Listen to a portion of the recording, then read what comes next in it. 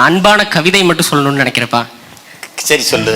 நெருப்பானவர் தமிழீழத்தில் பற்றி எறிந்த குருதித்தீயை எங்களுக்குள் பற்ற வைத்ததால், நீரானவர் ஆறு போல தன் பாதையும் தன் பயணத்தையும் மாற்றிக்கொள்ளாததால், காற்றானவர் சமூக அநீதிகளை வீசி எறிவதால், நிலமானவர் ஆதரவற்ற அன்னை தமிழ் சமூகத்தை ஆதரிப்பதால், ஆகாயமானவர் அது மழை பொழிந்து எங்களை வளமைப்படுத்துவது போல இவர் மொழி பொழிந்து எங்களை வளமைப்படுத்துவதால், ஒப்புமைப்படுத்த முடியாத ஒப்பற்றவர் எங்கள் தாய்ப்புலி, எங்கள் பெரியப்பா செந்தமிழன் சீமான் அவர்கள்.